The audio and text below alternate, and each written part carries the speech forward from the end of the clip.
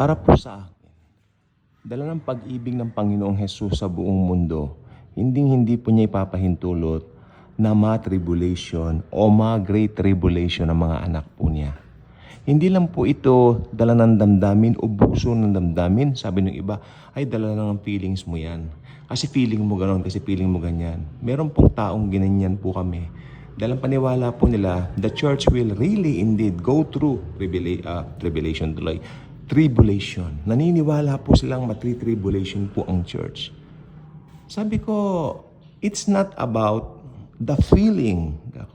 It's all about the Word of God itself. The Word of God clearly states, ang mga anak niya ay mararapture. Tandaan po ninyo, ano yung pinakamalapit na batayan for us to say na hindi matri-tribulation ang mga anak niya? Simple lang po, meron pong isang event na hinihintay po natin anytime. That event is the rapture. Ang tandaan po ninyo, the Antichrist will not arrive until ma-remove ang restrainer. And who is the restrainer? Sabi ng iba, what is the restrainer? Pero ang tanong, who are the restrainers? The church, the believers. Kaya while we are here, hindi po lalabas ang Antikristo. Because nandito pa tayo sa mundo. So ang totoo po niyan, pag na-remove na po tayo, pag na-rapture na tayo, doon lalabas ang Antikristo.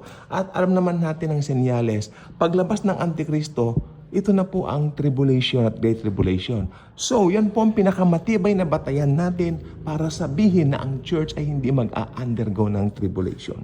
At marami pa pong batayan sa Biblia. Marami pa pong batayan. Ito pa pong isang batayan. Sige, ibigay natin. For we will not suffer wrath. Ayan ang sabi niya. For we will not suffer wrath. Sa Tagalog, hindi tayo daranas ng puot ng Diyos. Unang-una, dahil pinatawad na lahat ng kasalanan natin. Okay? Check yon. Pero ang context kasi nito, yung puot ng Diyos na isasabog sa mundo pagdating ng tribulation, tsaka great tribulation, hindi na po tayo sasapit doon dahil po aalisin na po tayo dito. Maliwanag po sa Bible. Kaya ang gusto ko sabihin, mga kapatid ko kay Kristo Jesus, magpakakumpiyansa tayo. Be confident in what the Bible clearly states, what the Bible clearly shares sa atin, na hindi na po tayo daranas ng tribulation at great tribulation. We will never, ever undergo through that. Dahil ang Panginoong Jesus po, alam niya, marami ng tribulation ng tao sa mundo. Alam niyo, may mga sariling tribulation, maski mga Kristiyano sa sarili. May mga issues na hindi pwedeng sabihin kahit kanino. Tanging sa Diyos mo lang, kay Jesus mo lang pwedeng sabihin, di ba? Yan po, tribulation po yan. Isa yan sa mga tribulation. Pero yung binabanggit na great tribulation na puot ng Diyos na isasabog sa mundo, well, hindi na po tayo pararanasin ng Lord niyan. Be confident in that. Not because nagbe-base tayo sa feelings. No, it's not about feelings. It's all about the Word of the Lord Jesus Christ. The Holy Bible itself. So, ito lang po ng batayan natin. We cannot have any batayan. We cannot have any source rather than this. Okay? Paano mo sasabihin na nung COVID daw, ayan na raw yung tatak ng halimaw? No, kung yan ang tatak ng halimaw, tanong ko, nasaan yung halimaw? Sino ang halimaw? Tandaan nyo, ang halimaw po isang beast. Hindi po literal na halimaw na parang aso ang itsura, no?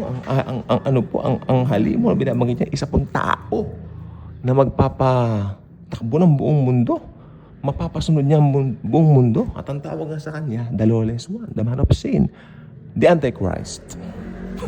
Alam natin yan. It's something that we really need to put our attention sa lahat. Kaya nga po, rightly dividing the scriptures really matters. If you don't know how to rightly divide the word of the Lord Jesus Christ, the Holy Bible, siyempre, hindi mo mapagtatanto ang mga pagkakaugnay-ugnay ng mga pangyayari. Dahil ang rightly dividing the scriptures is a very powerful tool for us na maintindihan natin ang pagkakasunod-sunod ng Bible, kung paano sinabi, yung konteksto, context is king, sabi nga ni Pastor Joseph Friends. So ito po ay buong katotohanan na anytime magra-rapture na po. Anytime magra-rapture na. At pag nag-rapture na, doon papasok ang Antikristo at doon ang tribulation. Therefore, hindi natin ma-under through ang tribulation at great tribulation. Salamat po and God bless everyone. Thank you.